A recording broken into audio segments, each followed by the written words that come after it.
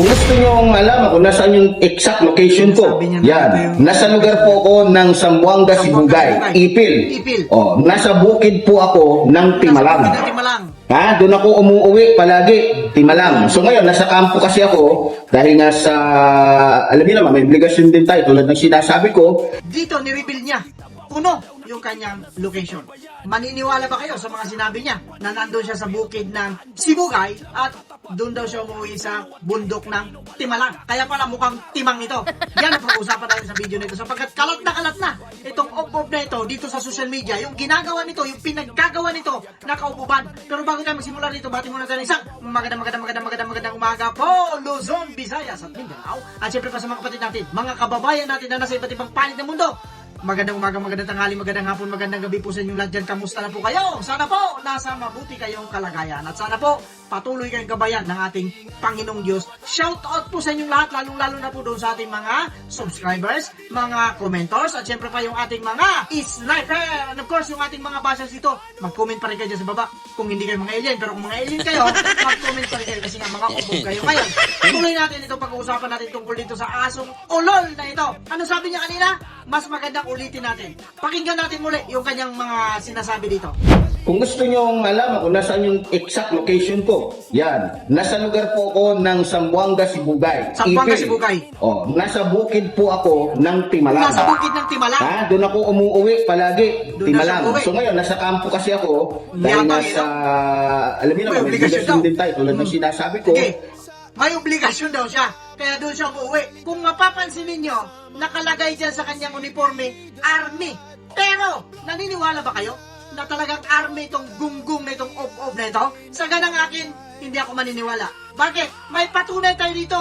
May resibo tayo na ito ay hindi isang Army, kung hindi isang Army-armihan lamang. Op-op ang tawag sa kanya. Bakit ko nasabi yan? Eto, yan, nakikita ninyo dyan. Basahin natin. Yari ka ngayon, boy. Ha? Army pa more. Basahin natin kung ano nakasulat dyan, ha? Ito yon. False information. Diyan pa lang eh. Diyan pa lang. Panalo na kami. So, tuloy natin. The Philippine Army warns the public of a certain individual posing as member of the Philippine Army on Facebook. Hindi po ba mga kapatid, mga kababayan at mga kabarangay, napakaliwanag po ng sinabi ng Philippine Army rito. Itinatanggi nila na hindi ito nila kasapi.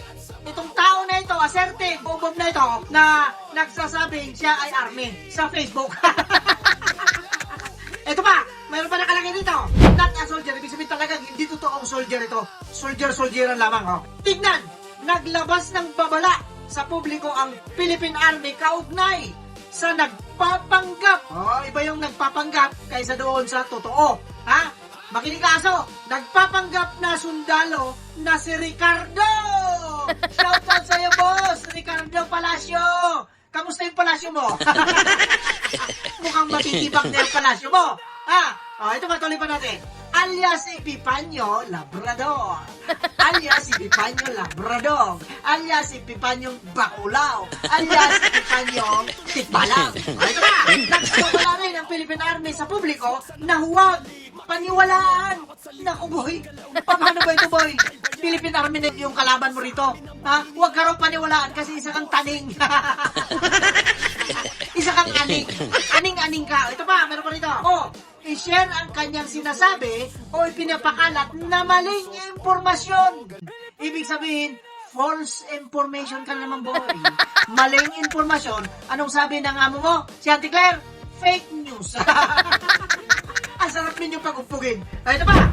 Sinasabi o ipinapakalat na maling impormasyon sa social media. Ibig sabihin, boy, lahat ng mga sinasabi mo dito sa social media, ekes yan. Ibig sabihin lang yan, fake ka, fake news ka, may pa-Philippine Army ka pa. Ang problema ganito.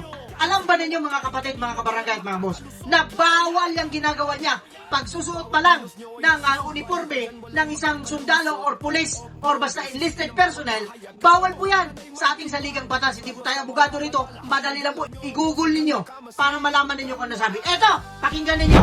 Article 179 ng Revised Penal Code. Makinig ka. O ikaw, boy, aso, makinig ka.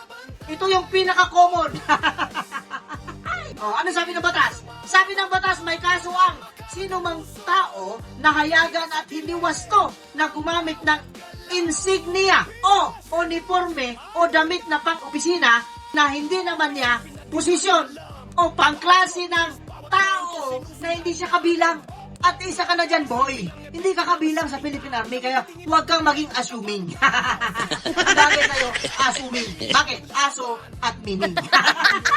Ito na, elemento ng krimen. Tingnan natin kung may elemento ba ng krimen yung ginawa niya. Ito na, letter A, nagsuot ng insignia or uniform. Pasok na pasok. Swak na swak ka dyan. Sinuot mo eh. Kitang-kita sa video. Ito pa, letter B, yung uniform ay pangsundalo. Pasok na naman. Pulis na hindi naman siya miyembro. Ikaw yon, hindi ka miyembro o bob ka. O ito pa, letter C, pangatlo, ginamit niya ito in public at improperly. Ginamit mo in public. Bakit in public? Nasa social media kang obob ka. Hindi mo ginamit yung utak mo kasi nga ob ka. O, ito yung pwedeng iparusa sa'yo. O, parusa nito. Sa ngayon ay aresto mayor.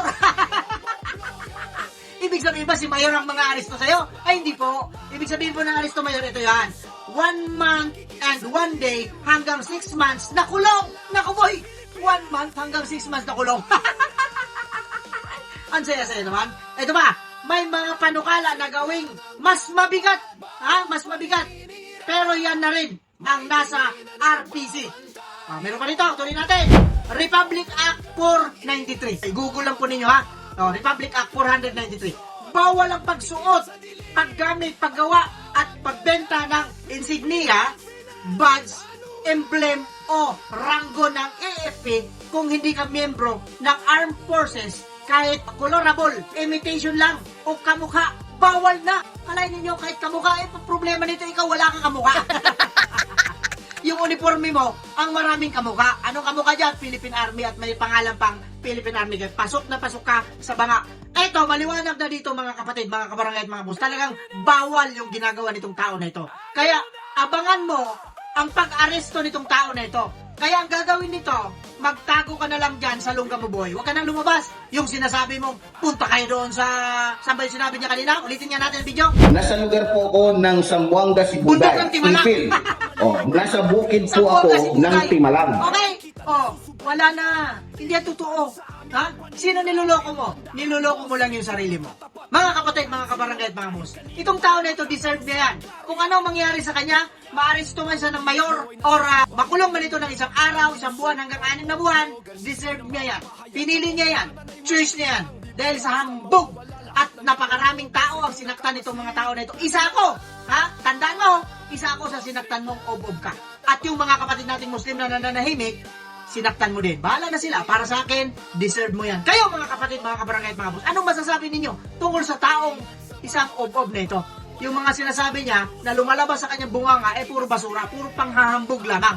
I-comment niyo dyan sa baba at kung bago pa lang kayo dito sa ating munting channel, pindutin nyo na yan. Kanina pa yung pula-pula dyan.